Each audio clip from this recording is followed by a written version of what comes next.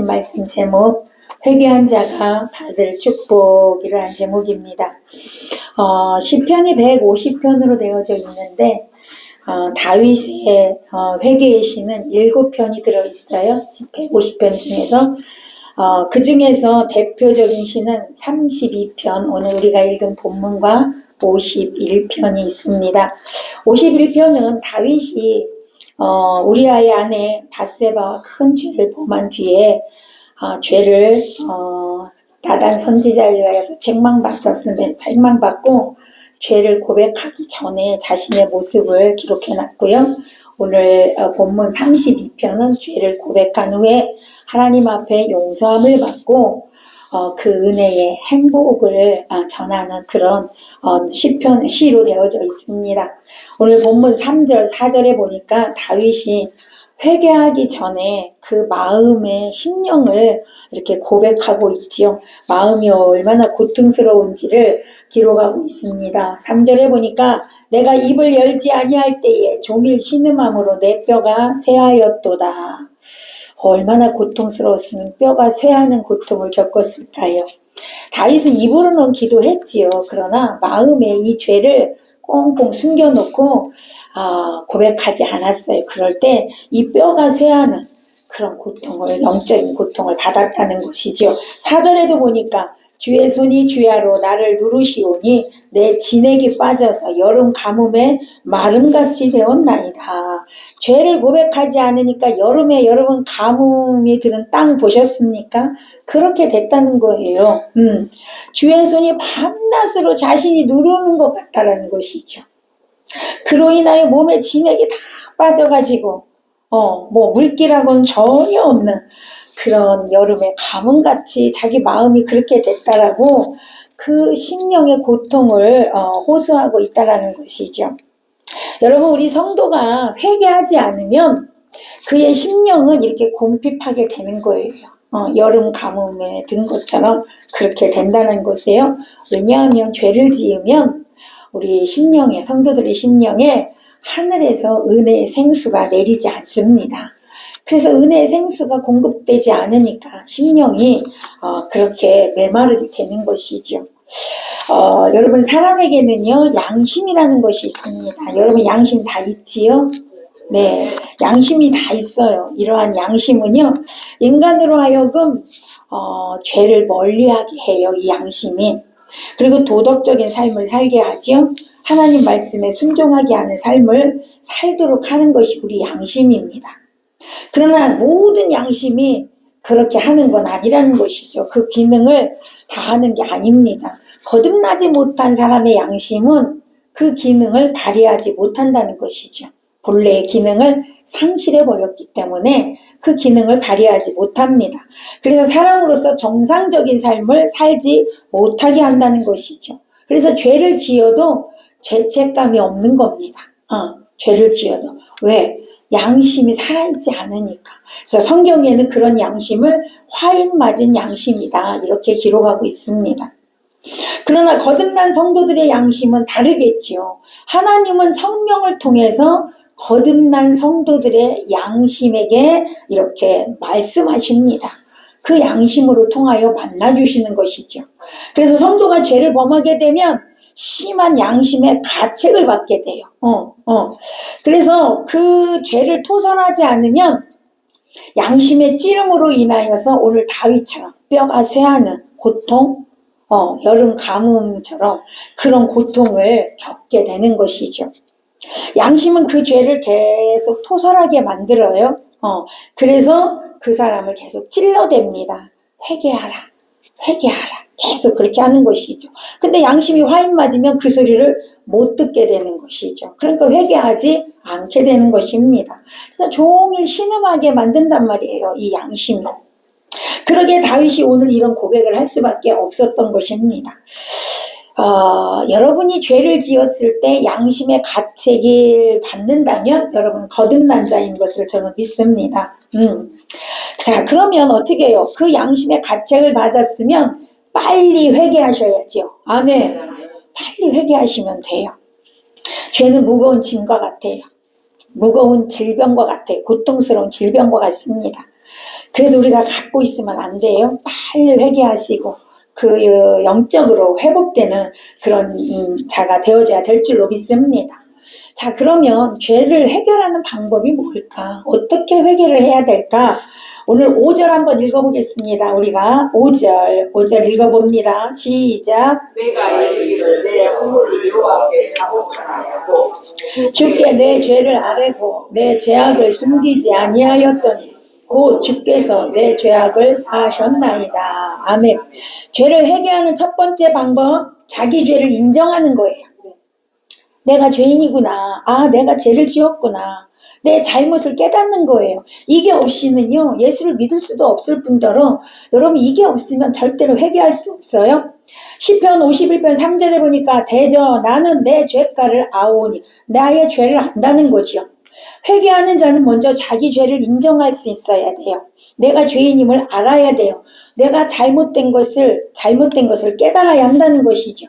그런데 오늘날 여러분 진정한 회개를 하지 못하는 경우가 굉장히 많습니다. 왜 그러냐면 내 잘못이 아니라 다 다른 사람 탓을 합니다. 너 때문에 내가 이렇게 됐고 당신 때문에 내가 이렇게 됐어. 내가 이 죄를 지은 것은 내 잘못이 아니라 당신 때문에 짓게 된 거야 라고 남의 탓을 하기 때문에 그것이 나의 죄인지를 모르기 때문에 진정한 회개를 할 수 없다는 것이죠. 여러분 모든 죄는 나 때문입니다. 나로 인하여 생긴 거지 누구 때문이 아니라는 것이죠. 그래서 내가 죄인임을 먼저 깨닫고 생각하고 깨달을 때 회개할 수 있다는 걸 기억하시기를 바랍니다. 자, 두 번째는요. 아, 내가 죄인이구나 이걸 깨달았다면 여러분 그 죄를 가지고 근심하고 슬퍼하고 후회하는 마음이 또한 있어야 회개할 수 있다는 것이죠. 아, 내가 죄인이네 이러고 끝나버리면 회개할 수가 없는 겁니다. 그래서 시편 6편 6절에 보니까 내가 탄식함으로 곰핍하여 밤마다 눈물로 내 침상을 띄우며 내 요를 적시나이다. 자기 죄를 깨닫고 밤마다 울었다는 거예요. 회개하면서 울었다는 거예요. 내 죄가 이렇게 크구나 라고 이렇게 울었다고 고백하고 있습니다. 자기의 잘못을 깨달은 후 자기 죄 때문에 탄식하고 근심할 줄 알아야 된다는 것이죠. 근데 오늘날 성도들이 죄에 대해서 여러분 경각심이 없다는 사실, 이 죄에 대해서 탄식이 없어, 근심이 없어요. 왜냐하면 죄와 더불어 살아도 아무 일이 일어나지 않기 때문에 그렇습니다. 죄를 지을 때마다 무슨 일이 일어나면 깨닫고 탄식하고 할 텐데 그런 일이 일어나지 않기 때문에 죄에 대해서 감각이 무뎌져 가고 있다는 것이죠. 세상이 너무나 악하고 세상이 이렇게 험난하다 보니까 그런 일들이 더 많은 거예요. 죄를 짓고도 깨닫지를 못합니다. 그런데 여러분 기억하세요. 하나님께서는 지금도 우리가 철저히 회개하기를 긍휼한 마음으로 기다리고 계시다라는 것을 기억하시기 바랍니다. 그래서 우리 모두는 죄를 탄식하고 회개할 줄 알아야 된다는 것이죠. 자, 세 번째 단계는 뭐냐면 이제 진짜 고백하는 거예요. 깨달으셨죠? 탄식하셨죠? 그러면 이제 정말로 회개를 해야 합니다. 진정으로 고백을 해야 되고요. 자, 고백을 했다면 여러분 이제는 새 출발을 해야 될 줄로 믿습니다. 주께 내 죄를 아뢰고 내 죄악을 숨기지 아니하였더니 5절에서 그랬어요. 우리가 읽었죠. 이 말은 하나님 앞에 고백하는 자는 숨기지 말아야 된다는 것이죠. 숨김없이 다 토설해야 되는 거예요. 솔직히 고백해야 된다는 것이죠. 그러면 하나님이 용서해 주시겠대요. 오늘 용서함을 받은 후에는 그 죄를 다시는 범하지 않겠다는 결단을 하시고 성령님의 도우심으로 여러분 다시 그 길을 가는 것이 아니라 이제 뒤돌아서서 하나님의 말씀에 합당한 회개에 합당한 열매를 맺는 자가 되어져야 될 줄로 믿습니다. 우리는 회개를 한다고 하는데 늘 말씀드리죠. 입으로는 뉘우치는데 새 출발을 해요, 안 해요? 안 하는 게 문제예요. 이건 회개가 아닙니다. 회개를 했다면 하나님께 솔직히 고백드리고 용서함을 받았다면 다시는 그 일을 하지 않아야 됩니다. 이것이 진정한 회개인 줄로 믿습니다. 자, 여러분 왜 죄를 회개해야 할까요? 죄를 가지고 있으면 주님과 교제가 안 됩니다. 주님과 만날 수가 없습니다. 죄를 가지고 있으면 주님께서 우리의 기도를 응답해 주실 수가 없다라는 사실입니다. 그래서 우리는 반드시 여러분 주님과 만나고 주님과 동행되어지고 주님의 은혜 위에서 살기를 원한다면 죄를 솔직히 고백해야 된다는 것이죠. 오늘 6절 읽어보겠습니다. 6절 다시 봅니다. 6절 시작. 이로 말미암아 모든 경건한 자는 주를 만날 기회를 얻어서 주께 기도할지라. 진실로 홍수가 범람할지라도 그에게 미치지 못하리이다. 자, 여기서 이로 말미암아라고 시작하잖아요. 이로 말미암아가 뭐예요? 죄를 회개함으로 이 말이에요. 죄를 회개함으로 모든 경건한 자는 그랬잖아요. 모든 경건한 자는 주를 만날 기회를 얻어서 주께 기도할지라. 자, 회개할 때 경건한 자가 돼요. 경건한 자는요, 주님을 만날 수 있는 기회를 얻게 돼요. 기회를 얻게 돼서 그때 뭐 하는 거예요? 주님께 기도할 수 있다는 것입니다. 여러분, 아무리 내가 기도해도 내 안에 죄가 있으면 주님과 교제가 안 되고요. 우리가 기도할 수 없다는 거예요. 입으로는 하지요. 그러나 하나님이 들으시지 않는다라는 것입니다. 자, 그래서 이렇게 진짜 진실로 회개하는 자는 경건한 자라고 했고요. 그런 자는 하나님과 만날 수 있는 기회를 얻고 기도할 수 있고 응답이 온다. 할렐루야. 여러분 모두가 그런 자가 되시기를 축복합니다. 자, 이렇게 회개한 자에게는 하나님께서 주시는 오늘 복이 있더라고요. 자, 1절 2절 다시 한번 보겠습니다. 1절 2절 시작. 허물의 사함을 받고 자신의 죄가 알려진 자는 복이 있도다. 마음에 간사함이 없고 여호와께 정죄를 당하지 아니한 자는 복이 있도다. 아멘. 자, 회개하는 자는 복 있는 자가 된대요. 할렐루야. 복 있는 자가 돼요. 그런데 오늘날 많은 성도들이 회개하지 않고 복 있는 자가 되지 않았는데도 불구하고 복을 받으려고 한다는 거죠. 그럼 복이 와요, 안 와요? 복이 올 수가 없지요. 복 있는 자가 되지 않으면 여러분 무엇을 해도 안 되는 거예요. 물론 우리는요, 진짜 복은 받았어요. 아멘. 예수 그리스도를 믿음으로 진짜 복을 받았는데 그 복이 뭐죠? 천국 가는 복이에요. 예수님과 함께 사는 복이에요. 이미 그 복은 받았어요. 진짜 예수를 믿었다면. 그런데 이 땅에서도 복을 받는 자가 되어줘야 되는데 여러분 그 복은 정말로 우리가 하나님과 교제가 이루어지며 내가 복 있는 자가 되면 여러분 복은 따라오게 돼 있는 거예요. 나의 삶에 사단이 다 진치고 있어서 내 앞길을 다 막고 있는데 여러분 무슨 복이 오겠습니까? 내가 복 있는 자가 될 때 복이 오는 건데 복은 어디서 오냐? 하나님으로부터 온다는 사실을 믿으시기 바랍니다. 하나님이 복의 근원이시라고 성경은 말씀하고 있습니다. 그러므로 우리가 이렇게 복을 받으려면 먼저 내 안에 있는 모든 죄악을 회개하고 온전히 하나님 안에 거하는 저와 여러분 되시기를 축복합니다. 오늘 본문에서 보니까 회개하고 허물의 사함을 받고 간사함이 없이 하나님께 정죄를 받지 않는 자는 복 있는 자가 되었다라고 말씀하고 있습니다. 허물이라는 것은 뭐냐면 하나님 말씀에 반대되는 삶을 말하는 거예요. 하나님 말씀과 반대로 사는 거, 이게 허물이에요. 자, 사함을 받는다, 이건 치운다 이런 뜻이 있어요. 죄를 치워버린다, 허물을 치워버린다 이런 뜻이거든요. 시편 103편 12절에 보니까 동이 서에서 먼 것 같이 우리의 죄가를 우리에게서 멀리 옮기셨으며, 여러분이 회개할 때 여러분의 죄를 동에서 서로 보내버린대. 동에서 서로 보내버려서 여러분 그래서 기억지 아니하신대요. 이사야 38장 17절에 보니까 나의 모든 죄는 주의 등 뒤에 던지셨나이다.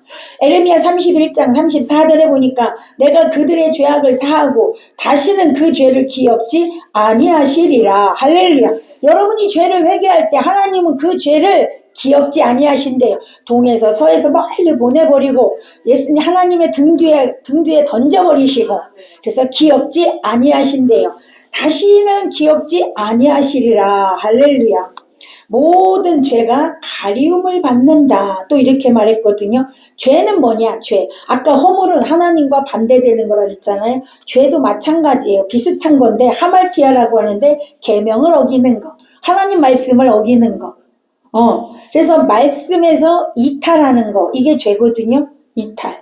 선로. 기차가 선로를 이탈하면 어떻게 돼요? 죽음이 오잖아요. 사고가 나잖아. 그러니까 이탈하는 거예요. 말씀에서 이탈하는 거. 이게 죄예요. 하나님의 말씀에서 이탈한 생활 전부가 죄입니다. 근데 우리는 이것을 죄라고 생각하지 않고 살아요. 오늘날 많은 성도들이 하나님 말씀에 순종하지 않는데 그게 죄라고 생각하지 않고 산다라는 것이 문제라는 것이죠. 여러분, 사랑하지 못한 거 죄입니다. 용서하지 못하는 거 죄입니다.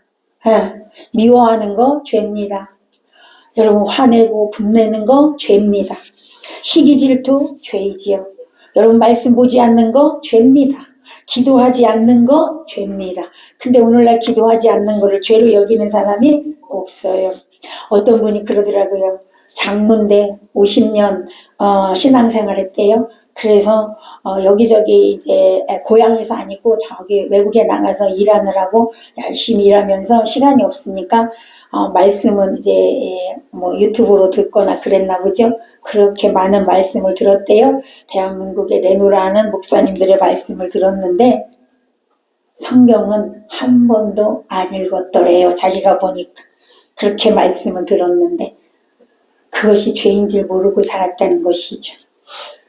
기도하지 않은 것이 죄인지 모르고 살았다는 거죠. 여러분, 죄입니다. 오늘 다시 한번 우리의 그러한 죄를 주님께 고백하시고 여러분, 말씀에 순종하는 자가 되어줘야 될 줄로 믿습니다. 다윗은 우리아의 아내 밧세바와 범죄함으로 하나님 앞에 10계명 중에 7계명을 어겼죠. 간음하지 말라는 계명을 어겼단 말이에요.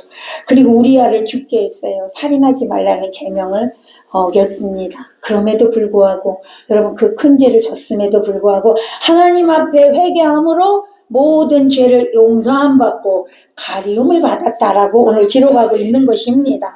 여러분이 회개하면 그 죄를 다 덮어주십니다. 회개하면 기억지 않으십니다. 다시는 정죄함 받지 않게 하신다고 말씀하고 있습니다. 로마서 7장 18절에 보니까 그러므로 이제 그리스도 예수 안에 있는 자에게는 결코 정죄함이 없나니. 할렐루야. 여러분, 회개하면 여러분 정죄함 받지 않습니다. 우리 주님이 다 용서하시고 기억지 아니하시기 때문에 그렇습니다.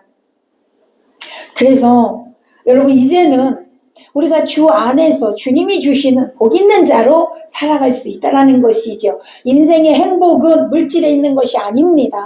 하나님과의 동행에 있다는 사실입니다. 하나님과의 교제 속에 있고요. 하나님의 은총의 행복이 있는 겁니다. 영적인 축복을 받을 때 행복이 있다는 것이죠. 죄의 문제를 해결하지 못했던 다윗은 최고의 권세를 누렸잖아요. 최고의 영광을 누렸잖아요.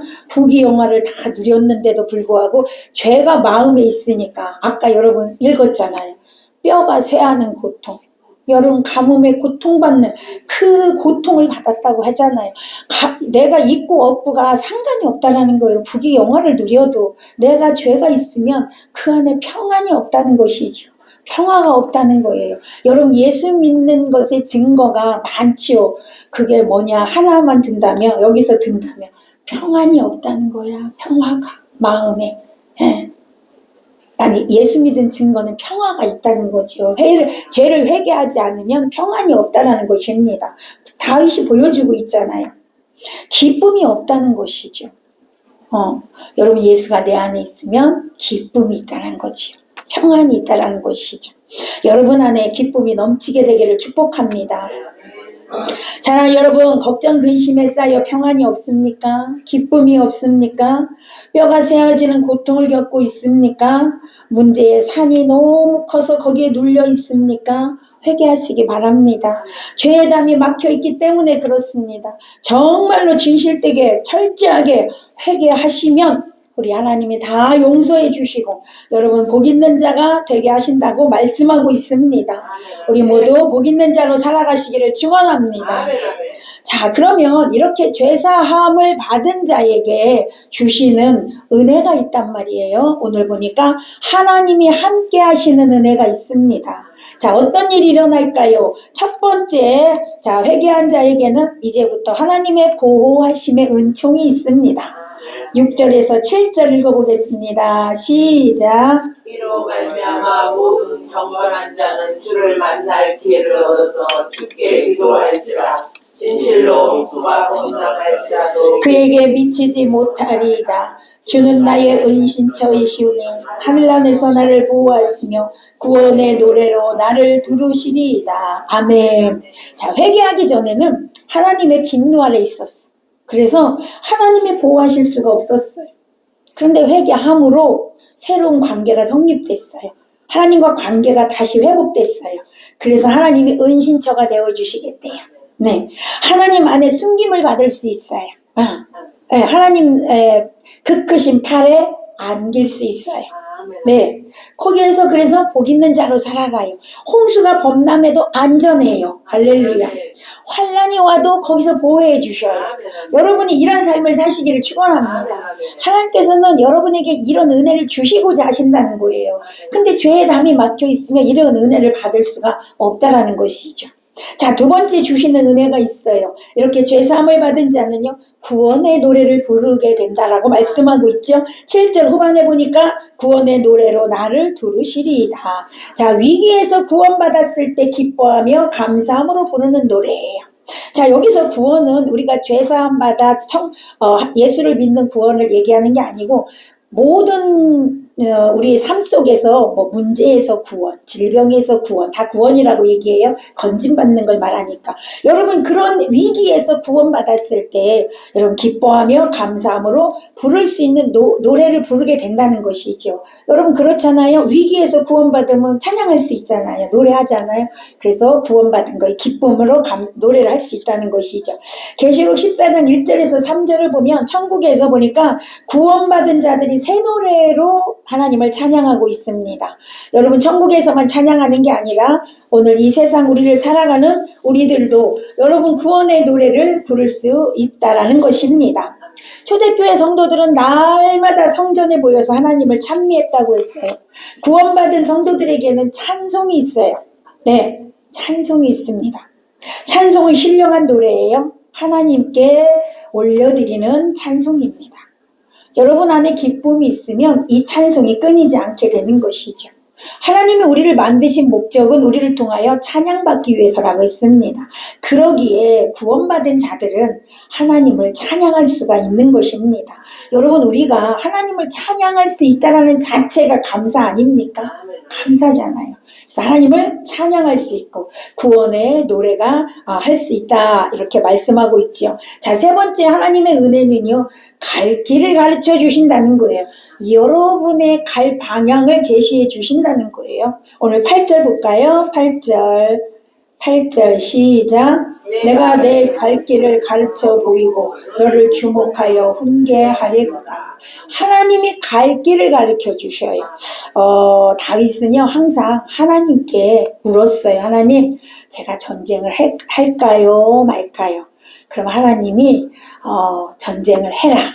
그러면 거기서 끝나면 되는데 또 물어. 어디로 갈까요? 하나님이 헤브론으로 가라. 뭐 이렇게 다 가르쳐 주셔요. 여러분 구약 시대에만 그런 게 아니라 오늘날도 동일하게 하나님은 우리의 갈 길을 가르쳐 주시겠대요. 하나님과 교통이 있는 자, 하나님과 교제가 있는 자, 하나님과 동행하는 자는요 갈 길을 가르쳐 주시는 겁니다. 하나님이 회개한 자기 백성들에게 꿈으로, 환상으로, 말씀으로 여러분 갈 길을 가르쳐주고 계시다라는 거예요. 예수님이 십자가에 돌아가신 후에 베드로는 이제 실망을 했습니다. 그래서 야 나는 고기 잡으러 다시 갈란다. 이래서 디베라 그 바다에 고기 잡으러 갔어요. 그랬더니 옆에 있는 제자들도 나도 갈래 이래서 같이 가서 고기를 잡았는데 고기를 잡았어요? 못 잡았어요? 한 마리도 못 잡았어요. 그때 아침에 예수님이 오셔서 고기를 가득 잡게 하셨어요. 153마리를 잡게 하시고 베드로에게 앞으로 나아가야 방향을 제시해 주셨어요. 갈 길을 가르쳐 주셨어요. 이제부터 너는 고기를 잡는 자가 아니라 사람을 낚는 어부가 되어라.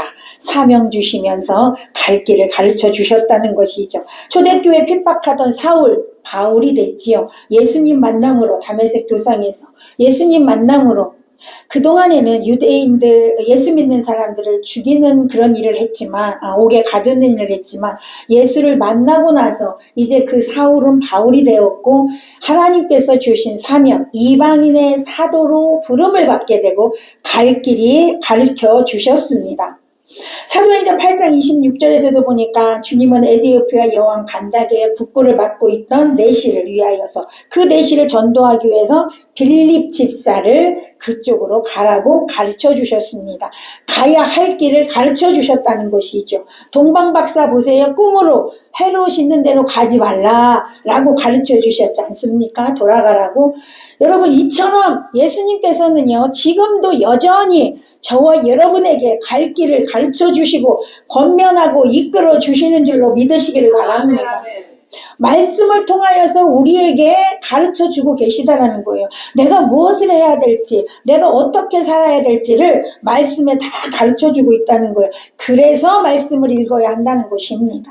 여러분, 말씀을 읽고 묵상하고 말씀에 순종하고 살면 여러분의 길이 열려지는 길이 될 줄로 믿습니다. 하나님께서 허락하신 시온의 대로가 열려지게 되는 것입니다.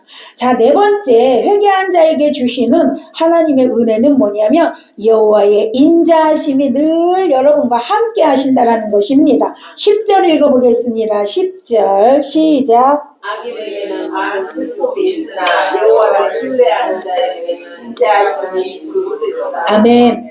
하나님께서는 순종하는 사람들에게 복을 약속하셨어요. 그러나 불순종하는 자들에게는 저주가 임한다고 말씀하고 있습니다. 자, 여기 보니까 악인은 성공하는 것 같으나 많은 슬픔이 있어요. 여러분, 슬픔이 있다는 거죠. 반드시 마지막에는 슬픔이 있다는 거예요. 악인 누구냐? 회개하지 않는 자가 악인입니다. 그러나 하나님의 말씀을 신뢰하고 하나님의 그 말씀대로 사는 자에게는 하나님의 인자를 두르시겠다라고 약속하고 있습니다. 그래서 슬픔을 당하지 않게 하신다라고 말씀하고 있습니다.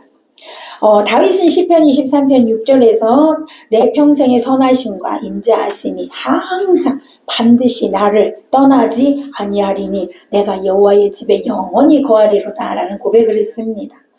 완전한 회복은 오직 하나님께만 있습니다. 주의 인자하심을 받는 자만이 슬픔과 고통에서 벗어날 수 있다라는 것이죠. 이처럼 구원받은 의인에게는 어려운 시험 중에서도 하나님은 떠나지 아니하십니다. 내가 너를 떠나지 아니하리라. 내가 너를 버리지 아니하리라. 내가 너와 늘 함께하리라고 말씀하고 있습니다. 하나님의 인자하심이 함께하셔서 여러분의 길을 인도하시고 여러분의 갈 길을 가르쳐 주시고 여러분과 함께 가신다는 사실을 믿으시기를 바랍니다.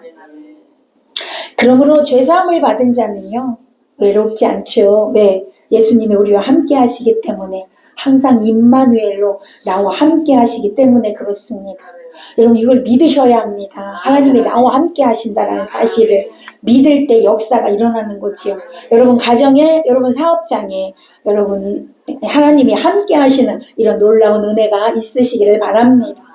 자, 다섯 번째, 죄사함을 받은 자에게는요, 하나님 안에서 기쁨이 있다라는 거예요. 11절입니다. 시작.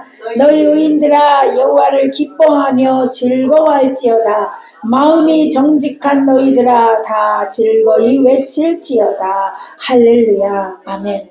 자, 죄를 사함받는 자 심령에 기쁨이 충만하다는 거예요. 즐거움이 충만하다는 거죠. 아까 조금 전에 말씀드렸죠. 하나님을 믿는 자의 증거는 기쁨이 있다. 마음에 기쁨이 있다. 항상 기쁨이 있다는 거죠. 하박국 선지자는 그래서 이 놀라운 고백을 했는데 3장 17절에서 19절 비록 무화과 나무가 무성치 못하며 포도나무가 열매가 없으며 감람나무에 소출이 없으며 밭에 식물이 없으며 우리의 양이 없으며 외양간에 소가 없을지라도 나는 여호와로 인하여 즐거워하며 나의 구원의 하나님을 인하여 기뻐하리로다. 주 여호와는 나의 힘이시라. 아멘. 여러분 정말 놀라운 멋있는 신앙 고백 아닙니까? 나에게 아무것도 없어서 괜찮대. 나는 하나님 한 분만으로 기뻐하고 하나님 한 분만으로 만족하고 하나님 한 분만으로 즐거워한대요. 얼마나 놀라운 신앙 고백입니까? 오직 하나님만 나의 힘으로 삼고 살겠다는 고백이잖아요. 이 고백을 들으신 하나님께서 얼마나 기뻐하셨을까 저는 그 생각을 해봤습니다. 저와 여러분 이런 고백이 있으시기 바랍니다. 이런 신앙 고백이 있을 때 주님 기뻐하시고 주님께서 여러분에게 무엇인들 못해주겠습니까? 이것이 진정한 믿음의 사람이 아닐까 생각을 해봤습니다. 아무것도 없어도 주님만 있으면 된다라고 하는 그 믿음의 고백. 그러나 오늘날 성도는 어떻습니까? 돈이 많으면 기쁘고 일이 잘 되면 즐겁고 반대로 돈이 없으면 슬프고 일이 안 되면 우울하고 걱정되고 근심되고 그런 경우가 많이 있습니다. 우리 아름다운 교회 성도들은 그렇지 않다라고 저는 믿습니다. 네, 여러분 오늘 하박국 선지자의 이 고백이 우리의 신앙 고백 되시기를 축원합니다. 여러분에게 지금 손에 쥐어진 게 아무것도 없어도 괜찮습니다. 여러분이 하나님을 나의 힘으로 삼고 사신다면 하나님만이 나의 전부라고 믿고 사신다면 하나님께서 여러분을 책임져 주십니다. 걱정할 필요가 없습니다.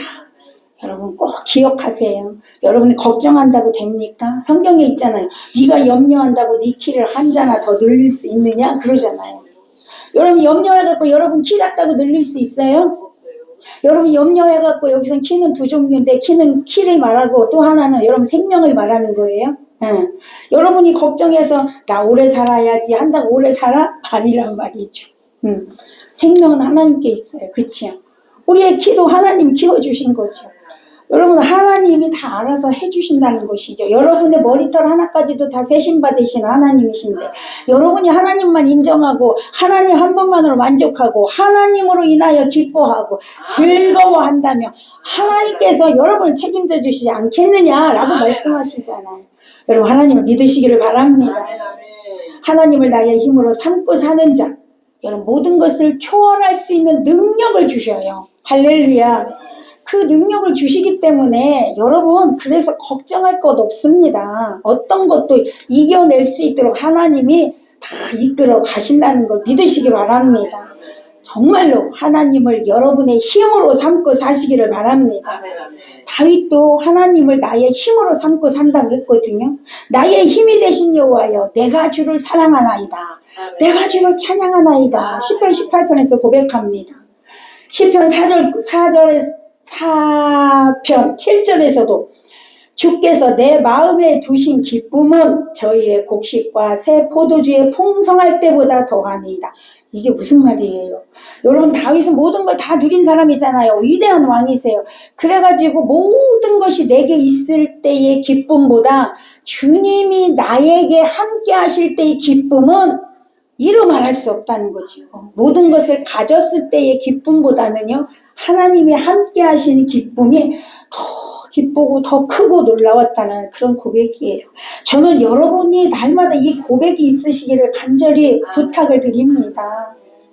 하나님께서 기쁨을 여러분에게 부어주셔서 내게 있고 없고 문제가 아무것도 안 된다. 아멘. 이렇게 사실 수 있습니까? 아멘. 하나님이 나와 함께 하시니 하나님이 나에게 기쁨을 주시니 내게 지금 문제가 있든 문제가 없든 돈이 있든 없든 어떻게 해요? 하나님께 맡겨버리면 여러분에겐 더 큰 기쁨이 있고 여러분의 길은 열려지게 될 줄로 믿습니다. 회개하고 사죄함을 받은 자의 심령에 성령이 좌정하고 계실 때 세상의 물질의 부유함으로 만족함을 누리는 자와는 비교할 수 없는 기쁨이 있다는 것을 여러분 믿으시기를 바랍니다. 그래서 우리가 혹여라도 살다가 죄에 넘어질 때 빨리빨리 여러분 속히 회개하시고 용서함 받는 자가 되시기를 바랍니다. 그것이 주님과 동행하는 비결이라는 것입니다. 내가 죄를 회개하는 순간 용서해 주시고 하나님의 그 죄를 다시 기억지 아니하시고 정죄하지 않는다고 분명히 말씀하고 있습니다. 여러분 이 말씀 믿으시고 하나님께 죄를 고백하고 용서함 받은 후에는 하나님 보호해 주시고 우리의 갈 길을 가르쳐 주시고 또 우리를 교훈하시고 훈계하시고 권면하시고 또 예수 그리스도께서 주시는 그 기쁨의 축복을 누리는 저와 여러분이 되시기를 예수님의 이름으로 간절히 축원합니다. 아멘. 할렐루야.